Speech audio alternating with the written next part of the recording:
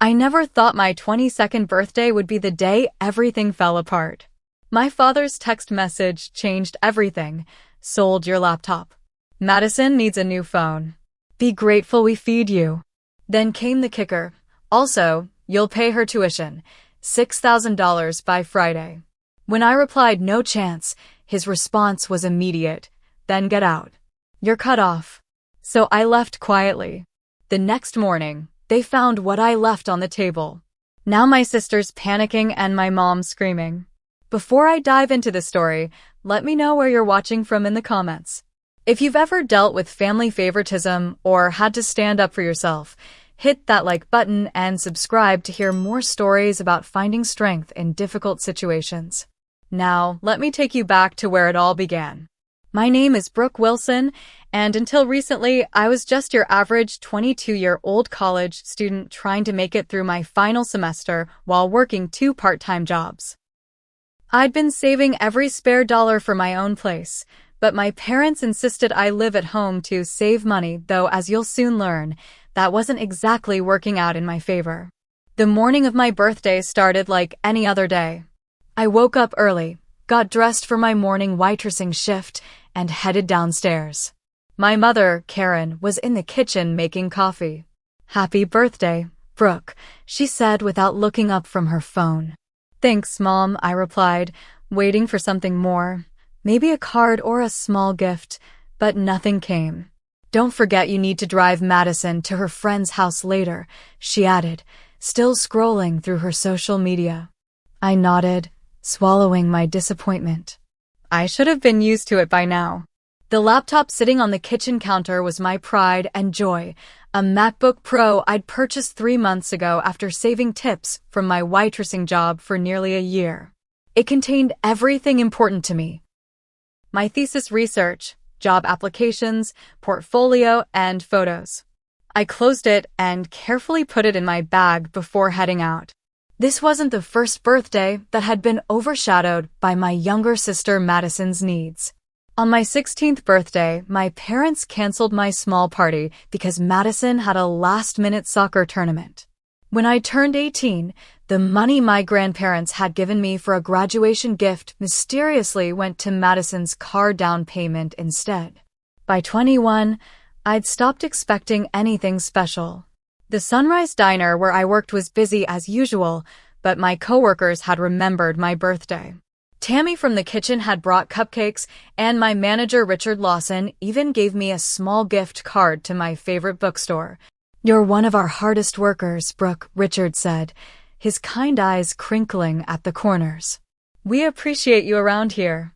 That small acknowledgement meant more than he could know. At least somewhere in my life, my efforts were recognized. It was during my afternoon break, as I sat in the back alley of the diner with a cup of coffee, that my phone buzzed with a text from my father, Frank. Sold your laptop. Madison needs a new phone. Be grateful we feed you. I stared at the screen, certain I'd misread. My fingers trembled as I tried to call him, but he didn't pick up. Instead, another text came through. Also, you'll pay her tuition, $6,000 by Friday. The world seemed to tilt sideways.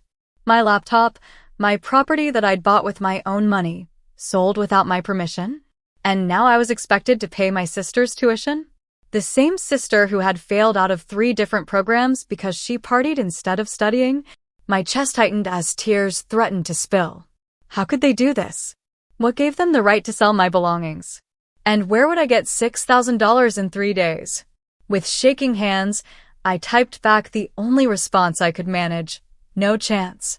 His reply came instantly. Then get out. You're cut off. Just like that, on my birthday, I was being thrown out of my home, cut off from my family. All because I wouldn't fund my sister's 4th attempt at college after they'd stolen and sold my personal property. I somehow made it through the rest of my shift, moving on autopilot as I took orders and delivered food. My mind was racing, trying to figure out what to do next. Where would I go? What about my other belongings? And how would I finish my degree without my research and notes? As I hung up my apron at the end of my shift, Richard noticed my distraction. Everything okay, Brooke? You seem a million miles away.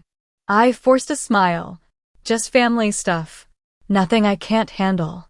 But as I walked to my car, a used Honda Civic, I'd also purchased myself, I knew I was facing the biggest crisis of my life so far, and somehow I needed to find a way through it. I drove straight to my best friend Olivia Martinez's apartment, tears blurring my vision as I navigated the familiar streets. Olivia had been my rock since freshman year of high school, and if anyone would understand what I was going through, it would be her. When she opened the door, one look at my face told her everything she needed to know. "Oh, Brooke," she said, pulling me into a hug. "What did they do this time?" I collapsed onto her couch and showed her the text messages, my hands still shaking. "Your dad sold your laptop? The one you saved for a year to buy." Olivia's voice rose in disbelief. "And now he wants you to pay Madison's tuition? That's insane."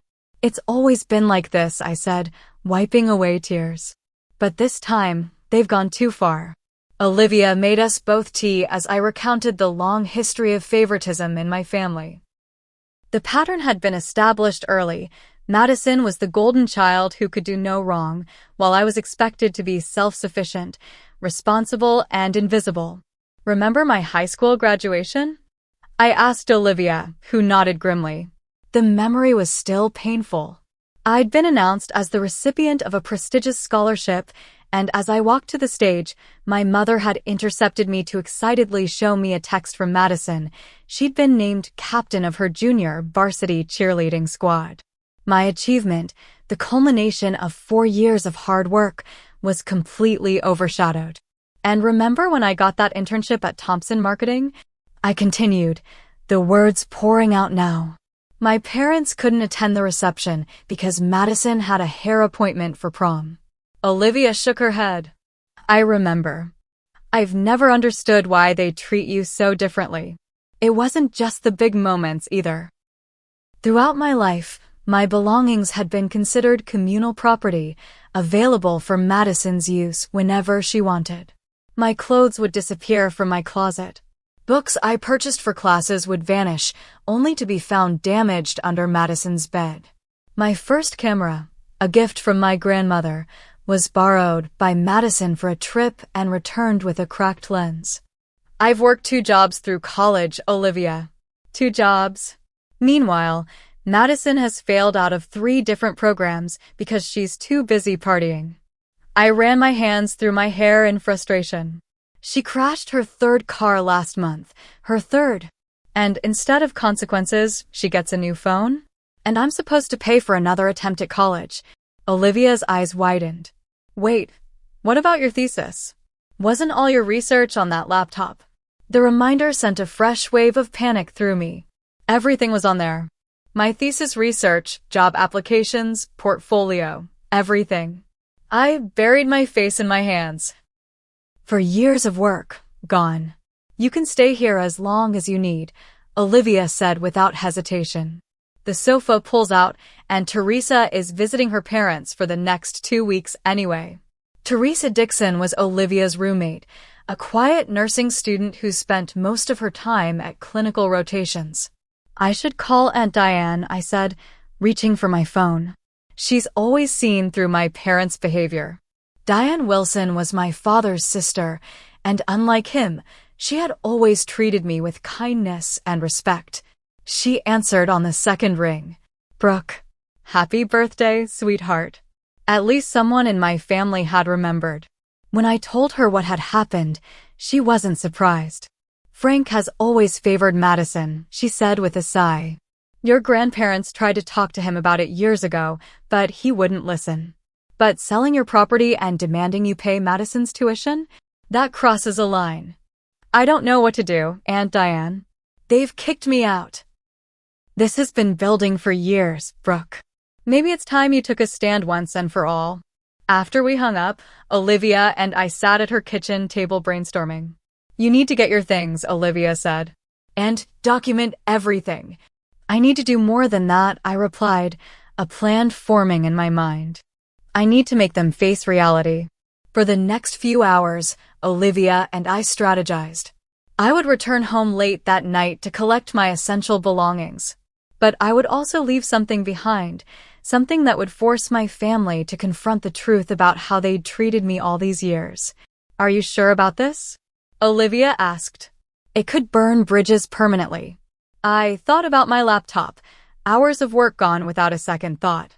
I thought about the thousands of dollars my parents had borrowed from me over the years, never to be repaid. I thought about all the times I'd been told to sacrifice for Madison's benefit. Some bridges need to be burned, I said firmly. It's time they learned I'm not their doormat anymore. It was almost midnight when I pulled into my parents' driveway. The house was dark except for Madison's bedroom light on the second floor. I used my key to enter quietly, hoping to avoid a confrontation. The house felt different somehow, knowing I wouldn't be living there anymore. I climbed the stairs to my bedroom, only to find the door ajar and light spilling into the hallway. Pushing it open, I froze at the sight before me. Madison was standing in front of my mirror, wearing my favorite dress, a black cocktail dress I'd purchased for job interviews. Clothes were strewn across my bed, drawers left open and half emptied. What are you doing in my room? I demanded. Madison jumped slightly but recovered quickly, smoothing down the fabric of my dress. Oh, it's you. I'm just seeing what fits me. Dad says you're moving out anyway. The casual way she said it, as if my being thrown out was an afterthought, made my blood boil. But I kept my voice level. That doesn't mean my clothes automatically become yours. Madison shrugged, twirling to see the dress from another angle. Mom said I could take whatever I want. You don't need fancy clothes for waitressing. I bit back the angry retort on the tip of my tongue. This wasn't about clothes. This was about respect, boundaries, and years of entitlement. Where's my laptop? I asked. Dad sold it to Walter next door. His daughter's starting college. Madison smirked. He got $1,200 for it. My new phone only cost $800, so I get to keep the difference. My $2,000 laptop sold for $1,200, so Madison could have spending money on top of a new phone? I felt sick. Did it occur to anyone that the laptop wasn't Dad's to sell? Madison rolled her eyes. Don't be so dramatic. It's just a laptop. Besides, you still live here rent-free. Not anymore, I said, pulling my suitcase from under the bed. And I've never lived here rent-free. While Madison continued trying on my clothes, making disparaging comments about my style, I methodically packed what I could. Clothes, toiletries, important documents, and the few sentimental items I couldn't bear to leave behind. All the while, Madison watched with detached curiosity, as if my life falling apart was a mildly interesting TV show. So are you really going to pay my tuition? She asked casually. No. Dad's going to be so mad, she said, almost gleefully. He already promised the university he'd pay by Friday. This was news to me. If Dad promised to pay, why is he telling me to do it? Madison shrugged. He said something about teaching you responsibility. Also, I think they're having money problems. Mom had to return some stuff she bought last week. Interesting. I filed that information away as I continued packing. When Madison finally left, wearing my dress and taking several other items with her, I moved quickly. From beneath a loose floorboard under my desk, I retrieved my emergency fund, $3,000 in cash that I'd been saving for years. My parents had a habit of borrowing from my bank account, so I'd learned to keep cash hidden. Next, I went to my closet and pulled out a box of records I'd been keeping for years. Bank statements showing withdrawals I hadn't made. Notes detailing loans my parents had taken. Copies of bills I'd paid for the household.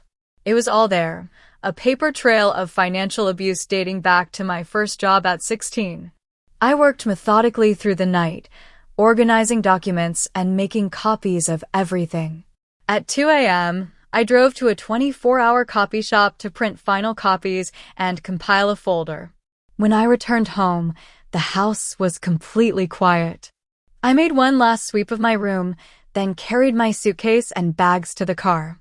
Before leaving, I placed the folder I'd prepared prominently on the kitchen table, where it would be seen first thing in the morning. On top of the folder, I left a simple note: the truth about who's been supporting whom. No more. As I backed out of the driveway for the last time, I felt a strange mix of emotions: grief for the family support I'd never truly had, fear of the uncertain future ahead, but also an unexpected sense of liberation. For the first time in my life, I was taking control of my own story. I glanced at the dashboard clock, 4:17 a.m. In a few hours, my family would wake up and discover what I'd left behind. By then, I would be safely at Olivia's, beginning my new life.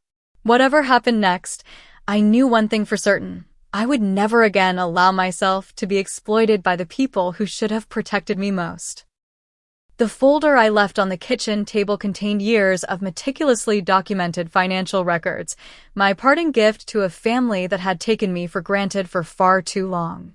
The first section contained bank statements highlighting every unauthorized withdrawal my father had made from my account over the past 6 years.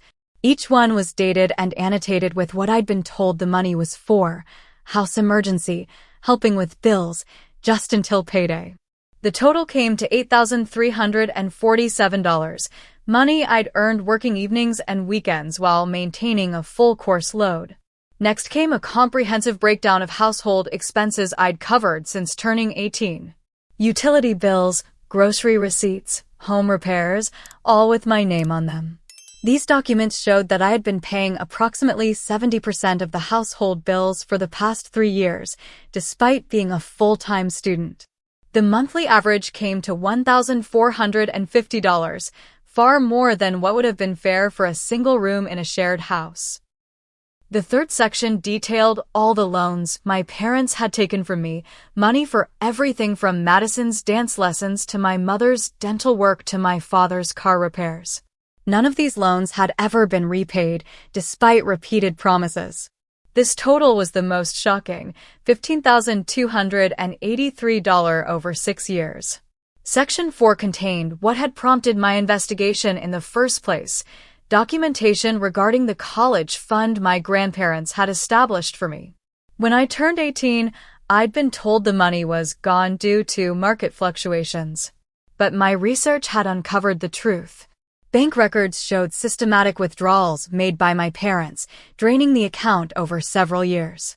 The total diverted: $22,500. I included copies of Madison's failed college transcripts, records my parents had hidden while continuing to fund her education. 3 different programs at 3 different schools, none lasting more than a semester. Thousands of dollars wasted because no one held Madison accountable.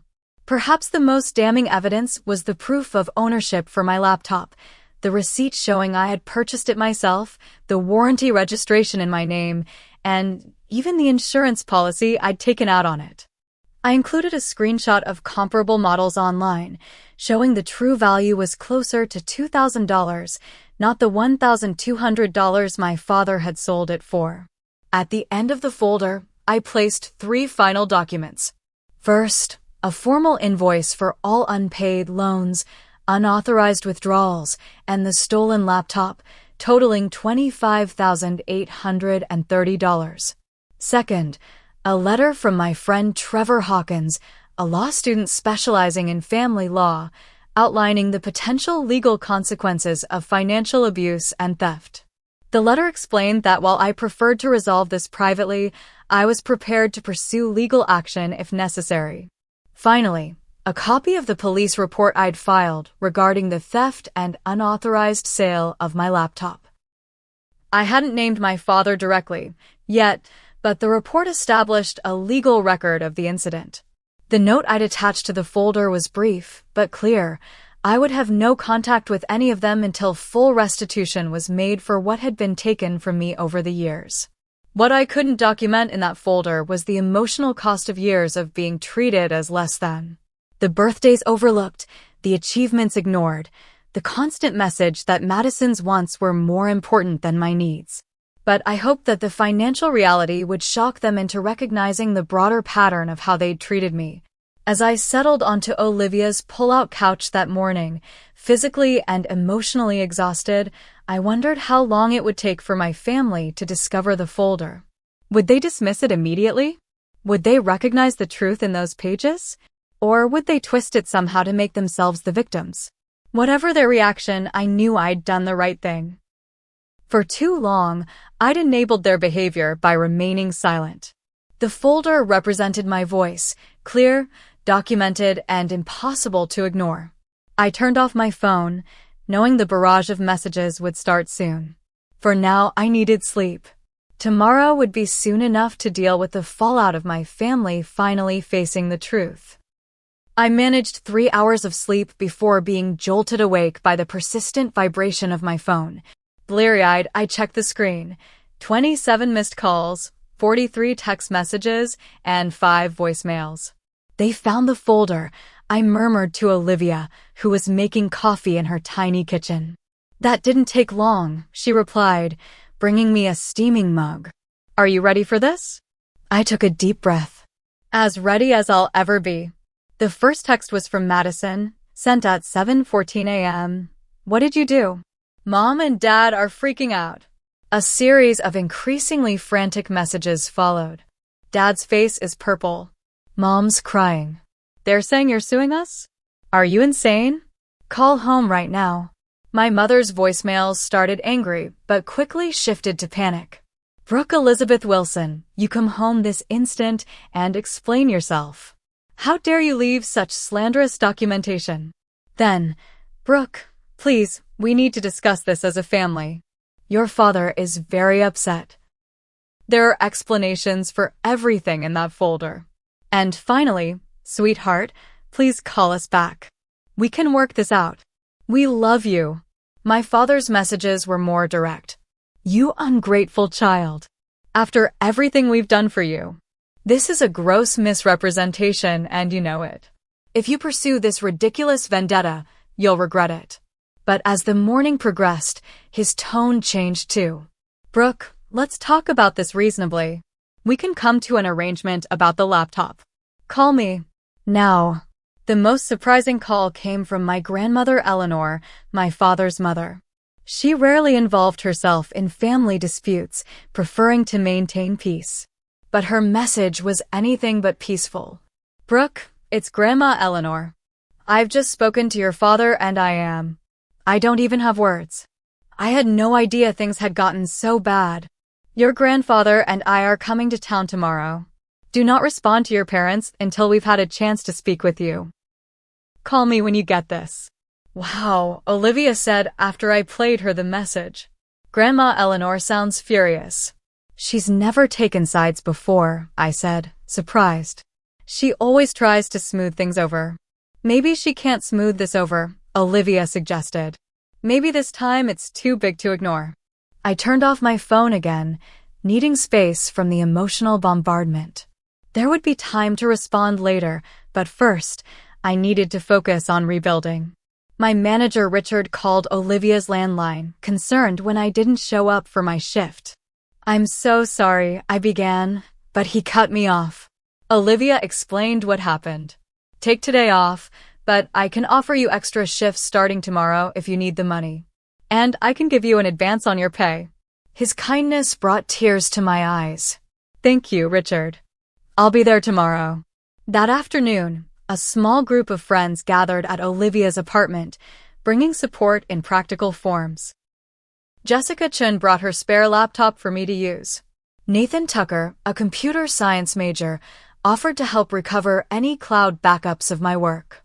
Melissa Gardner arrived with groceries and home-cooked meals for the freezer. We've got your back, Melissa said, hugging me tightly. Whatever you need. It was overwhelming to realize how many people cared about me, truly cared, when my own family had failed so consistently. Around 5 p.m., Aunt Diane arrived, her expression grim but determined. I went to your parents' house, she said without preamble. It's chaos. Your father is raging, your mother is calling everyone looking for money, and Madison is having what can only be described as an identity crisis. What do you mean? I asked. Apparently, Finding out your parents have been lying about finances for years can be quite destabilizing, Diane said dryly. But that's not why I'm here. I have information you need to know. She pulled out a folder of her own and placed it on Olivia's coffee table. Madison's tuition was paid weeks ago, she said. By the trust fund your grandfather set up for both of you girls. I stared at her. What trust fund? Exactly. Diane's expression was pained. Your grandfather established equal trusts for both you and Madison when you were born. You were supposed to be told when you turned 18, but Frank convinced the trustees that you weren't responsible enough to manage your own money. The revelation hit me like a physical blow. So there's money for my education? Money that's specifically mine? Yes, and it's considerably more than what's been spent on your current degree. The trust was designed to cover undergraduate and graduate education, with the remainder becoming available when you turn 25.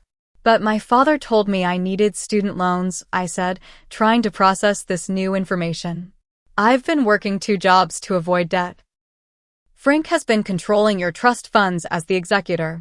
He's been using yours to pay for Madison's expenses after she burned through her own with those failed college attempts. The scale of the deception was staggering. Not just taking advantage of my work ethic and sense of responsibility, but actively hiding financial resources that were rightfully mine. Can we fix this? I asked. Aunt Diane smiled grimly. Your grandmother is already on it. She's flying in tomorrow and bringing the family lawyer. Your father's days of financial manipulation are over. As Diane left, promising to return with Eleanor the next day, I sat in stunned silence. The situation was even worse than I'd thought, but paradoxically, my position was stronger. This wasn't just about parents taking advantage of their child. This was clear financial misconduct with legal implications. What are you thinking? Olivia asked quietly. I'm thinking that the folder I left behind was just the beginning, I replied. There are bigger truths that need to come to light. A week after my birthday, I was settling into the spare bedroom at Aunt Diane's house. She'd insisted I stay with her rather than imposing on Olivia any longer, and the quiet suburban home provided a welcome respite from the chaos. My cousin Tyler, Diane's son who was home from college for spring break, brought me up to speed on the family drama. It's like a soap opera over there, he said, sprawled in an armchair in Diane's living room. Uncle Frank is trying to do damage control, but no one's buying it anymore. According to Tyler, my folder had triggered an explosion of family secrets.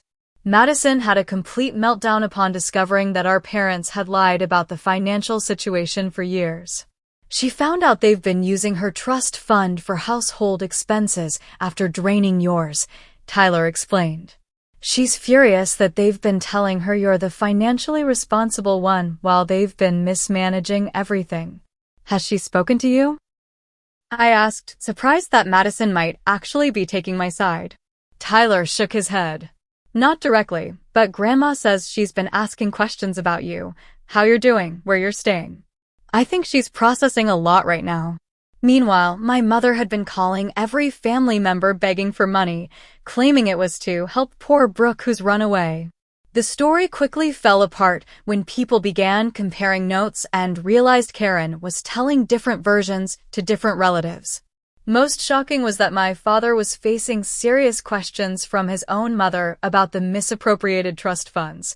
Grandmother Eleanor, at 76, had shown up at their house with her attorney in tow, demanding a full accounting of every penny. Grandma is on the warpath, Tyler said with a touch of admiration. She told Uncle Frank she's removing him as trustee of all family funds and is considering legal action if he doesn't cooperate with a full audit. Family members were taking sides, but contrary to what my parents might have expected, most were supporting me after seeing the evidence.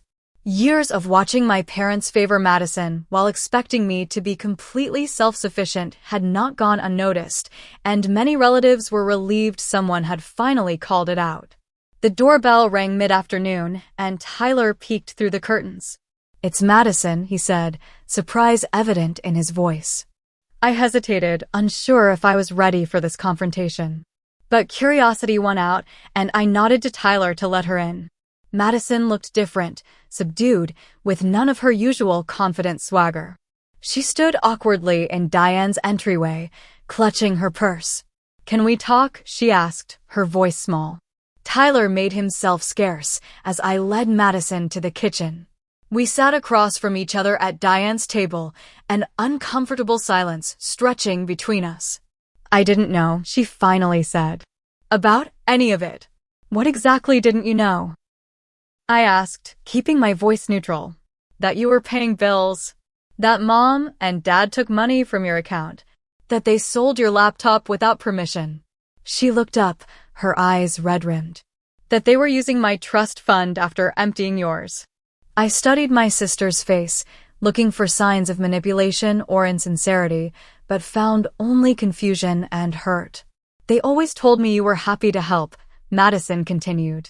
"That you were the responsible one who understood family obligations. They made it seem like you volunteered to work those jobs." "I never volunteered to support the family, Madison. I was told it was my duty, while you were told to focus on being a teenager." Madison winced. "I know how it looks. Like I was spoiled and didn't care. And maybe that's true, but I swear I didn't know they were putting everything on you." For the first time, I considered that Madison might be a victim of our parents' manipulation too, in a different way. While I'd been exploited financially, she'd been kept dependent and infantilized. "Why did you fail out of those colleges?" I asked abruptly. Madison looked startled by the question. I hated the programs. Business administration, then pre-law, then accounting. None of them were what I wanted, but Dad insisted they were the only worthwhile degrees. "What did you want to study?" "Education," she admitted quietly. "I want to teach elementary school." But Dad said that was a waste of money.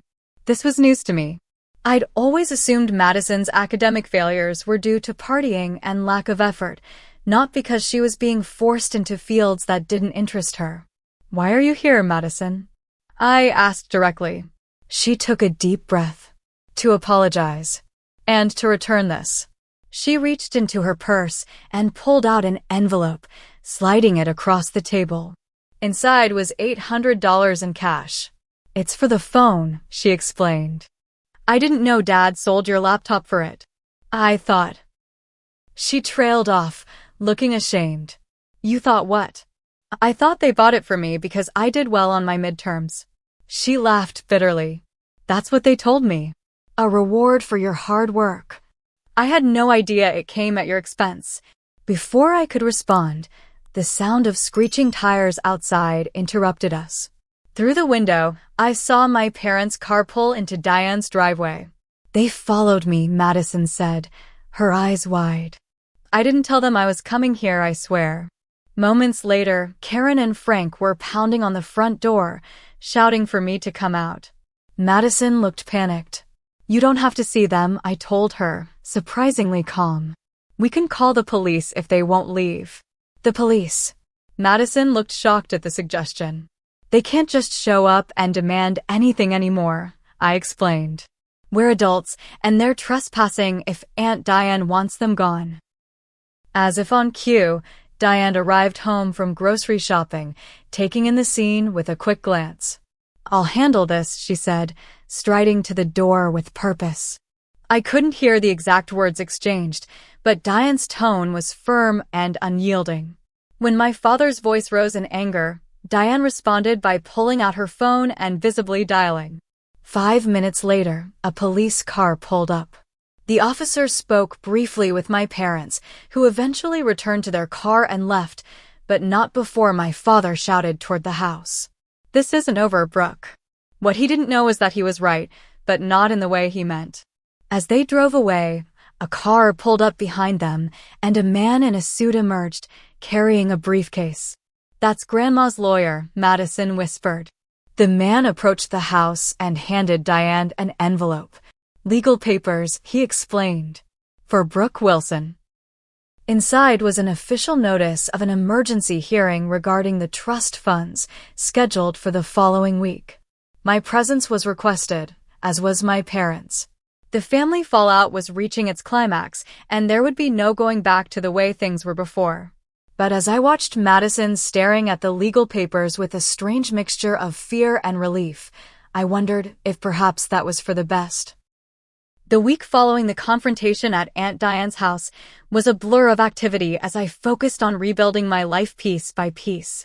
My first priority was securing my financial future, which led me to a meeting with Samantha Powell, a financial advisor recommended by grandmother Eleanor. "Your situation is unfortunately more common than you might think," Samantha said as she reviewed my documents in her downtown office. "Family financial exploitation often goes unreported because of the emotional complications involved." With her guidance, I opened new accounts at a different bank, established security measures to prevent unauthorized access, and began the process of documenting the financial abuse for potential legal proceedings. "The trust fund situation will be handled separately through the courts," Samantha explained. "But we need to protect what you have now and what you earn going forward."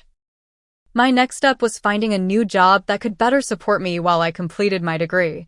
Through Richard's connection, I secured an interview at Callahan Marketing Group, a prestigious firm downtown. I was nervous walking into the sleek office building, aware that I was wearing borrowed clothes and carrying a resume hastily reprinted at the library. But the interviewer, Allison Mercer, seemed more interested in my story than my appearance. "Tell me about a challenge you've overcome," she asked. Taking a deep breath, I gave her a measured version of recent events, not dwelling on the family drama, but emphasizing my resilience and problem-solving abilities. "So you maintained a 3.8 GPA while working 2 jobs and essentially supporting your family," Allison summarized, looking impressed. "And now you're rebuilding from scratch." "Yes," I replied simply. "I've learned a lot about what I'm capable of."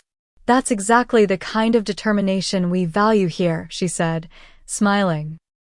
"We have an opening for a part-time marketing assistant that could transition to full-time after graduation. The hours are flexible around your classes."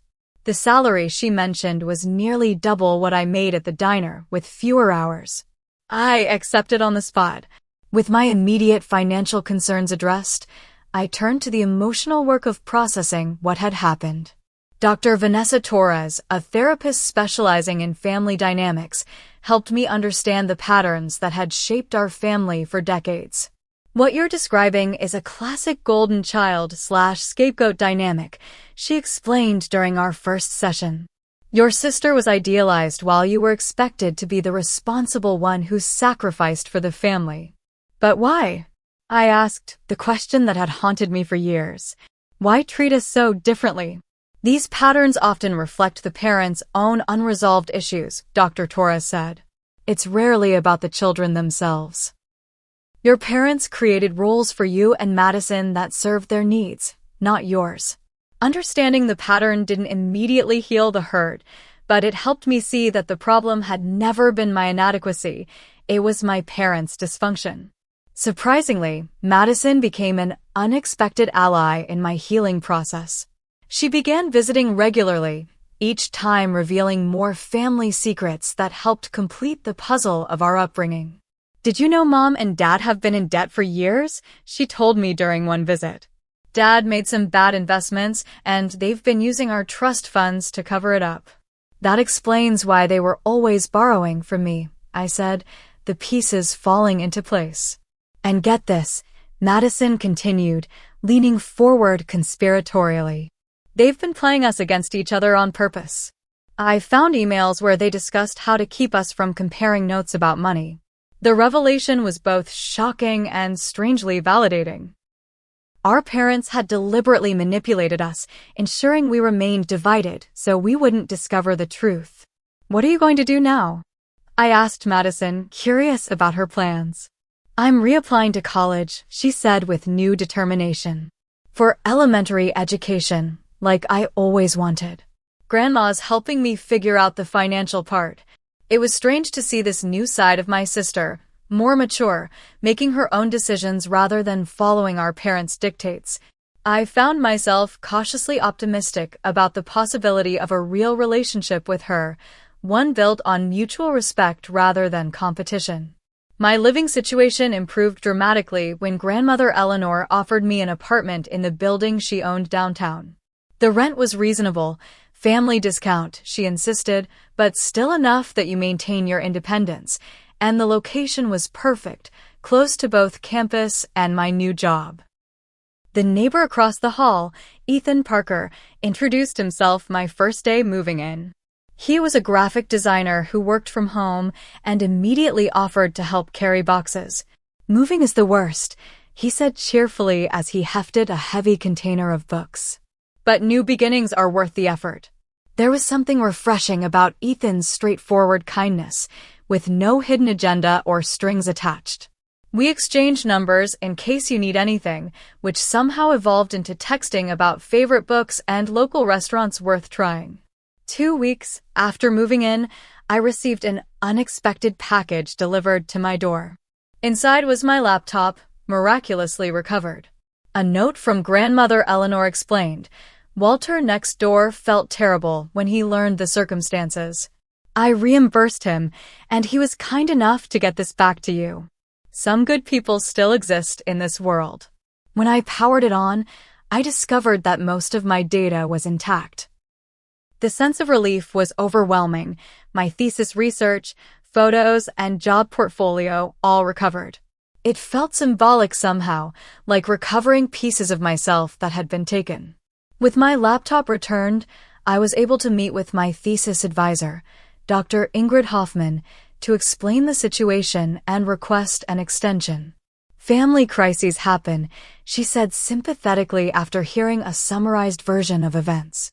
"We can extend your deadline by 1 month, which should give you time to get back on track." As pieces of my life fell back into place, I organized a small dinner gathering in my new apartment, my first time hosting in my own space. Olivia, Aunt Diane, grandmother Eleanor, Madison, and even Ethan joined me for a simple meal of pasta and salad.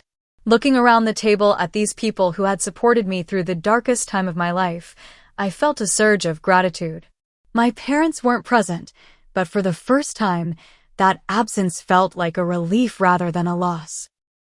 "I'd like to make a toast," grandmother Eleanor said, raising her glass. "To Brooke, who had the courage to stand up for herself and the strength to rebuild. And to new beginnings for our whole family." As we clinked glasses, I realized that while my birthday had marked the end of one chapter of my life, it had also been the beginning of something far better, a life built on truth, mutual respect, and genuine support. "To new beginnings," I echoed, feeling truly hopeful for the first time in years. "Make a wish," Olivia called as I stood before the birthday cake, 23 candles flickering in my cozy apartment. 1 year had passed since the birthday that changed everything. As I looked around at the smiling faces surrounding me, Olivia, Aunt Diane, grandmother Eleanor, Madison, Ethan, and several new friends from work, I marveled at how much had changed. I closed my eyes, took a deep breath, and blew out the candles to enthusiastic applause. "What did you wish for?" Madison asked, now sporting a short pixie cut that symbolized her own transformation over the past year. "Can't tell or it won't come true," I replied with a smile. The truth was, I hadn't wished for anything specific. For the first time in my life, I felt content with what I had. The past year had been challenging but transformative. I had successfully defended my thesis, graduating with honors despite the setbacks. Callahan Marketing had immediately offered me a full-time position with benefits and growth potential. And most importantly, I had built a support network of people who genuinely cared about my well-being. Speech called out Richard, my former manager who had become a good friend. He had recently promoted Tammy to assistant manager, and they both had been instrumental in helping me navigate the early days of independence. I laughed but obliged, raising my glass. A year ago, I never could have imagined standing here, surrounded by so much love and support. Thank you all for being part of this journey. I'm especially grateful for second chances and new beginnings. My gaze lingered on Madison, who smiled back with genuine warmth. Our relationship had undergone the most surprising transformation of all. After years of competition manufactured by our parents, we were slowly building a real sisterhood. Madison had enrolled in the education program at the state university and was thriving. She lived in a dormitory on campus, her first true independence, and had discovered she actually enjoyed studying when pursuing something she was passionate about. 2 months ago, on my birthday, she had presented me with a check for $6,000, symbolic of the tuition our father had demanded I pay. "I can't take this," I had protested. "It's not from our parents," she explained. "It's from me. I've been working as a teaching assistant and saving everything. I know it doesn't make up for years of inequality, but it's a start." The gesture had moved me deeply, not for the money itself, but for what it represented, Madison's acknowledgement and effort to make amends. The legal proceedings against our parents had concluded 6 months earlier with a settlement agreement. The details were confidential, but the outcome ensured the remaining trust funds were secured and placed under new management. My parents were required to repay significant sums and attend financial counseling. Karen had made several attempts at reconciliation, sending cards and leaving tearful voicemails. "I miss my girls," she would say. "We're still family." But her attempts always lacked true accountability, framing the situation as a misunderstanding rather than years of systematic exploitation. Frank remained defiant, maintaining that everything he had done was for the family and that I was the one who had betrayed them by airing dirty laundry. He refused to participate in any suggested family therapy and continued to blame me for the family's fracture. I had established clear boundaries. I would consider rebuilding a relationship only after genuine acknowledgement of the harm done and demonstrated change. So far, neither condition had been met. Grandmother Eleanor had become a central figure in my life, calling weekly and visiting monthly. She had taken both Madison and me under her wing, sharing wisdom and stories about our family history that our parents had never told us. "Your grandfather would be so proud of you both," she often said. "Standing on your own 2 feet, making your own paths." As the birthday celebration continued, Ethan caught my eye from across the room and smiled. What had begun as neighborly kindness had gradually evolved into something more. We had taken things slowly, both of us cautious about jumping into a relationship, but the connection between us was undeniable. 3 months ago, on our first official date, he had confessed that he'd been interested since the day I moved in. "You had this determination about you," he said. "Even in the middle of chaos, you were focused and strong." It was impressive. Now he was a steady presence in my life, supportive without being overbearing, kind without expecting anything in return. It was a refreshing change from the transactional relationships I'd grown up with. After cake and presents, as guests mingled in small groups around my apartment, Grandmother Eleanor pulled me aside. "I have something for you," she said, pressing an envelope into my hand. "It's not exactly a birthday gift, more of a legacy." Inside was a deed to a small piece of land in the mountains, property that had been in our family for generations. "Your grandfather always intended for you to have this," she explained. "He saw something in you, a resilience, a connection to the land. The cabin needs work, but it could be a retreat, a place that's truly yours." Tears welled in my eyes as I hugged her tightly. "Thank you," I whispered, "for everything." As the evening wound down and guests began to leave, Madison lingered, helping me clean up. "Do you ever wonder what would have happened if Dad hadn't sent that text last year?" she asked, collecting empty plates. I considered the question. I probably would have continued the pattern, honestly. Giving and giving until there was nothing left. "I'm sorry it took something so extreme to change things," Madison said quietly. "I'm not," I replied, surprising myself with the realization. Sometimes you need a clean break to build something better. After everyone had left, I stood on my small balcony, looking out at the city lights. The past year had taught me painful but necessary lessons about setting boundaries, about recognizing my own worth, about choosing my family rather than accepting the one I was born into. I thought about the birthday wish I hadn't made. The truth was, I didn't need to wish for anything. I had already received the greatest gift, the freedom to create my own life on my own terms, surrounded by people who valued me for who I was, not what I could give them. As I turned to go inside, my phone pinged with a message from Ethan. Happy birthday again. Dinner tomorrow? I smiled as I typed my reply. Absolutely. My turn to cook.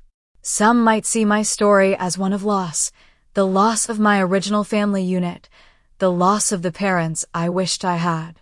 But I saw it differently. That fateful birthday text had actually given me something precious, the chance to rebuild my life with a foundation of truth, respect, and genuine love. And for that, paradoxically, I was grateful. What would you have done in Brooke's situation?